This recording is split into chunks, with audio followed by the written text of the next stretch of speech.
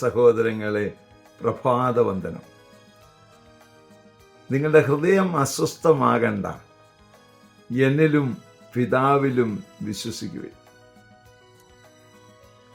ഈശോ സ്വർഗാരോഹണത്തിന് മുമ്പ് ശിഷ്യന്മാരെ മാറ്റി നിർത്തി പറഞ്ഞുകൊടുത്ത മനോഹരമായ തിരുവചനം. നമ്മോടും ഇത് തന്നെയാണ് ഈശോ പറയുന്നത്. ദൈവത്തിൽ വിശ്വസിക്കുവിൻ, പിതാവായ ദൈവത്തിൽ വിശ്വസിക്കുവിൻ. കാരണം പിതാവ് നിങ്ങളെ സ്നേഹിക്കുന്നു. അതുകൊണ്ടാണ് നിങ്ങളെ പാപത്തിൽ രക്ഷിക്കുവാൻ തൻ്റെ ഏകജാതനെ നൽകുവാൻ തക്കവിധം ദൈവം ലോകത്തെ സ്നേഹിച്ചത്. ഏകജാതൻ ഇവിടെ വന്ന് ഏൽപ്പിക്കപ്പെട്ട ദൗത്യം പൂർത്തിയാക്കി.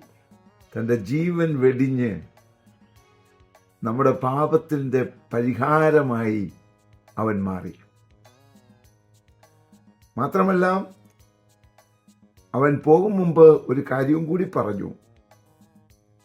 ഞാൻ പോയി കഴിഞ്ഞാൽ ആത്മാവ് നിങ്ങളെ സഹായിക്കും, പരിശുദ്ധാത്മാവ് നിങ്ങളെ സഹായിക്കും.